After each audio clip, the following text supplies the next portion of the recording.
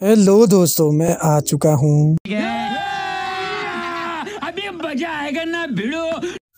इस एपिसोड की शुरुआत बिल्कुल उसी सीन से शुरू होती है जहाँ हम जैक को जेंगियन सेक्टर में देखते हैं, जो कि अपने आप को जिंदा देखकर वो बहुत ही हैरान हो जाता है। फिर जैक वहाँ पर मौजूद अपने जूनियर से पूछता है कि मैं जिंदा कैसे बच गया, जिस पर वो जूनियर उसे बताता है कि तुम्हें ब्लैक माउंटेन के कुछ एल्डर्स ने देख लिया था और वो तुम्हें बचाकर यहाँ पर ले आए। फिर जैक कल्टीवेशन करने की कोशिश करता है, पर वो देखता है कि उसका कोड डिस्ट्रॉय हो चुका है, इसीलिए अब वो कल्टीवेशन नहीं कर सकता। तभी वहाँ पर मौजूद जूनियर उसे बताता है कि आपको मास्टर ऊ ने बुलाया है। फिर जैक मास्टर ऊ के पास जाता है, जहाँ मास्टर ऊ उसकी तारीफ करते हैं क्योंकि जैक ने बड़े ही अच्छे से मिशन को पूरा किया था।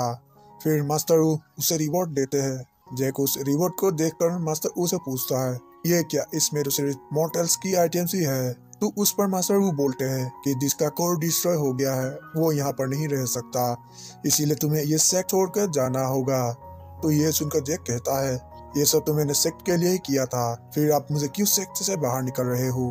पर मास्टर ऊ उसकी बात नहीं सुनता और उससे कहता है कि हम नहीं चाहते थे कि तुम्हारे साथ ऐसा हो, लेकिन सेक्ट ने तुम्हारी जान बचाई है, इसीलिए अब हिसाब बराबर हो चुकी है। पर अगर तुम यहाँ पर रुके तो तुम अपने साथियों को आगे बढ़ता देख दो और ज्यादा दुखी हो जाओगी। तो ये सुनकर जैक को बहुत ही ज्यादा गुस्सा आता है और उनसे कहता है कि ये सब बस आपके बहाना है मुझे इस सेक्ट से बाहर निकालने के लिए। उस पर मास्टर वो भी गुस्से में आ जाते हैं और उससे कहते हैं कि तुम यहाँ से खुद ही चले जाओ, वरना मुझे ही तुम्हें धक्के मार के बाहर निकालना होगा। तो उस पर जैक हंसने लगता है और कहता है कि जिस सेक्ट के लिए मैं अपनी सारी जिंदगी दांव पर लगा दी, वो सेक्ट मेरे साथ ऐसा करेगा मैंने कभी भी जिंदगी में भी नहीं सोचा था। ये सेक्ट सिर्फ बाहर से ही इतना महान है, जबकि अंदर से इस सेक्टर में काफी गंदगी भरी हुई है। तो उस पर यह सुनकर मास्टर वो बहुत ही गुस्से में आ जाते हैं और अपना ऑरा रिलीज करके जैक को अपना जबान संभालने के लिए कहता है।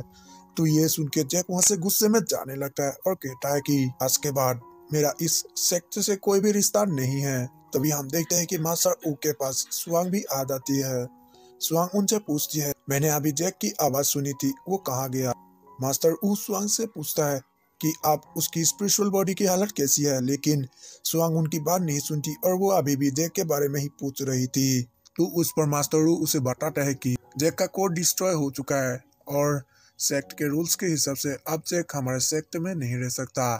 वही हम देखते हैं कि जैक की कोड डिस्ट्रॉय होने की बात सुनकर स्वांग घबरा जाती है और वो जैक के पास जाने की कोशिश करती है, पर तभी मास्टर उससे रोक देता है और उससे कहते हैं कि मुझे पता है जैक और तुम्हारे बीच में एक बहुत ही गहरा रिश्ता है, तुम एक दूसरे को पसंद करते हो, लेकिन तुम जैक के साथ नहीं जा सकती। तुम्हारी स्पिरिचुअल बॉडी स्पिरिट मेडिसिन के कारण स्टेबल हो चुकी है और अब तुम आगे जाकर एक गॉड भी बन सकती हो, लेकिन जैक का कोर खराब हो चुका है और वो अब एक मॉर्टल बन चुका है जिसकी जिंदगी बस कुछ ही सालों की होगी। अब तो वो कल्टीवेशन भी नहीं कर सकता है, इसीलिए तुम उसके साथ नहीं रह सकती।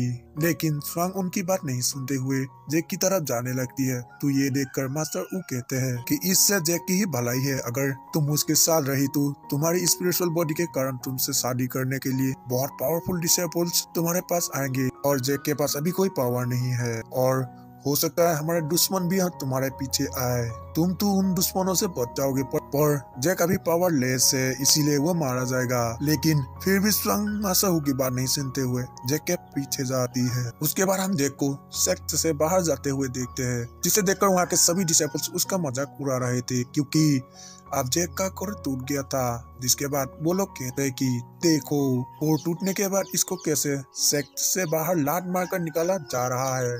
अब ये सुनकर जैक को यकीन ही नहीं आता कि ये वही सेक्ट है जहाँ पर उसकी पहले काफी इज्जत होती थी।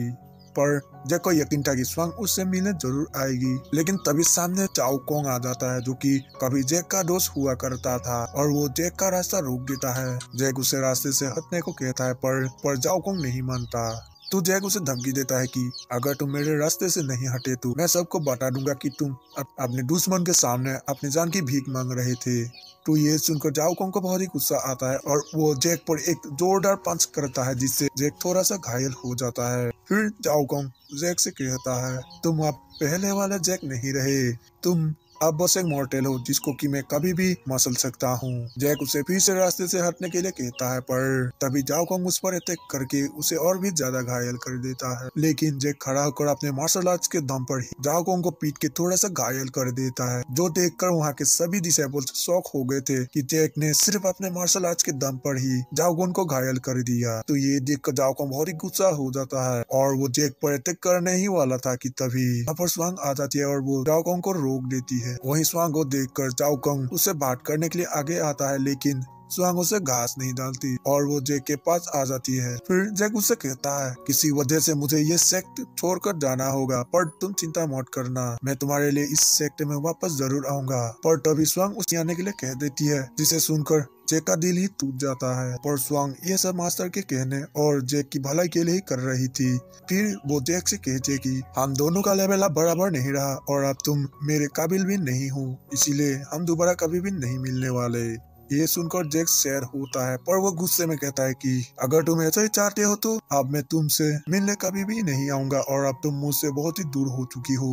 जिसके बाद जैक सेक्ट को छोड़ के वहाँ से चला जाता है और दोस्तों इसके सारे एपिसोड एंड होने लगता है।